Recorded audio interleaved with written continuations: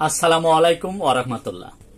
দেশের প্রধান প্রধান জাতীয় দৈনিক পত্রিকার শিরোনামে স্থান করে নেওয়া গুরুত্বপূর্ণ খবরগুলো নিয়েই হাজির হলাম আপনাদের সামনে। আশা করি সাথেই থাকবেন। শিরোনামে স্থান করে নেওয়া গুরুত্বপূর্ণ খবরগুলোর মধ্যে শুরুতেই থাকছে, গর্ব হয় এমন নাগরিক আছেন যারা অন্যের জীবন বাঁচাতে আগুনে ঝাঁপ দিলেন। মাইলস্টোনস ট্র্যাজেডিতে নিহত 3 শিক্ষক পরিবারের সদস্যরা প্রধান উপদেষ্টা ডক্টর মোহাম্মদ ইউনূসের সাথে সাক্ষাৎ করতে গেলে তিনি তাদের কথা বলেন। 16 বছর পর হারানো ক্ষমতা ফিরে পাচ্ছে সশস্ত্র বাহিনী। জাতীয় নির্বাচনে দায়িত্ব পালন, নির্বাচনের দিকে যাচ্ছে দেশ, সহযোগিতার জন্য প্রস্তুত সেনাবাহিনী। অফিসার্স অ্যাড্রেসে সেনাপ্রধান জেনারেল ওয়াকারুজ্জামান কথা বলেন। অবাধ ও সুষ্ঠু নির্বাচন চায় ইউরোপীয় ইউনিয়ন। আন্তর্জাতিক মানের নির্বাচন করতে 40 লাখ ইউরো দেবে ইউরোপীয় ইউনিয়ন। ফেব্রুয়ারিতে নির্বাচন দিয়ে আমরা চলে যাব বলে জানিয়েছেন আইন উপদেষ্টা আসিফ নজরুল। অন্যদিকে আইন উপদেষ্টার পদত্যাগ ও জুলাই হত্যাকারীর বিচারের দাবিতে সচিবালয়ের সামনে বিক্ষোভ করে জুলাই শহীদ ও আহতদের পরিবার। স্থানীয় সরকার নির্বাচনে থাকছে না দলীয় প্রতীক, অধ্যাদেশ জারি। প্রধান বিচারপতির সাথে সৌজন্য সাক্ষাৎ করলেন ব্রিটিশ হাই কমিশনার।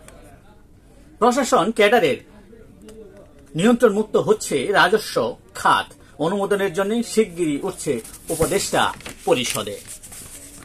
রাশিয়ার 2 হেলিকপ্টার কিনে বিপাকে বাংলাদেশ। মার্কিন নিষেধাজ্ঞার কারণে বিমান দুটি দেশে আনা যাচ্ছে না। ইতিমধ্যে পরিশোধ করা হয় 298 কোটি টাকা। ধার করেও আর্থিক সংকট কাটছে না দুর্বল ব্যাংকগুলোর।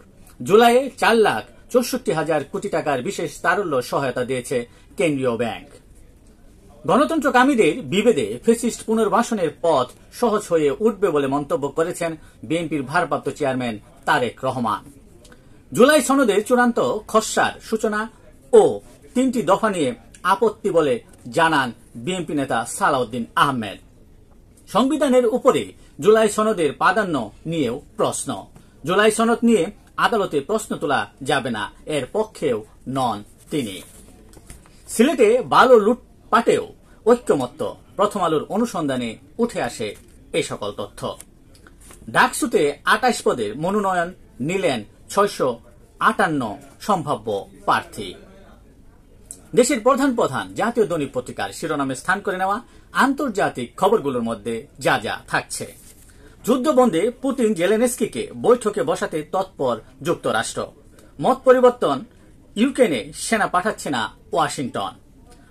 পুতিন আমার জন্য হলেও চুক্তি করতে চায় বলে ইউ নেতাদের জানিয়েছেন মার্কিন প্রেসিডেন্ট ডোনাল্ড ট্রাম্প। 10 দিনের মধ্যে ইউক্রেনের নিরাপত্তার নিশ্চয়তা নির্ধারিত হবে বলে জানান জেলেনস্কি। যুক্তরাষ্ট্রের পূর্ব উপকূলে ধেয়ে আসছে হারিকেন এরিন। ভেনেজুয়েলার কাছে যুক্তরাষ্ট্রের যুদ্ধজাহাজ মোতায়েন, মাদক ও হুমকি নিয়ন্ত্রণে এ ব্যবস্থা। ইসরায়েলের সঙ্গে সবসময় যুদ্ধের জন্য প্রস্তুত ইরান বলে জানিয়েছেন দেশটির প্রথম ডেপুটি প্রেসিডেন্ট মোহাম্মদ রেজা আরেফ। বন্যা ও ভূমিধসে নতুন করে পাকিস্তানের 24 জনের মৃত্যু। এই ছিল দেশের প্রধান প্রধান দৈনিক পত্রিকার শিরোনামে স্থান করে নেওয়া গুরুত্বপূর্ণ খবরগুলো, যা নিয়ে এতক্ষণ আপনাদের মাঝে উপস্থিত ছিলাম। আশা করি আপনাদের ভালোই লেগেছে। আজকের মতো এখানেই, আবারও দেখা হবে আগামীকাল অন্য কোনো গুরুত্বপূর্ণ খবর নিয়ে। সে পর্যন্ত অবশ্যই ভালো থাকবেন, সুস্থ থাকবেন। আসসালামু আলাইকুম ওয়া রাহমাতুল্লাহ। শুভ সকাল সকলকেই।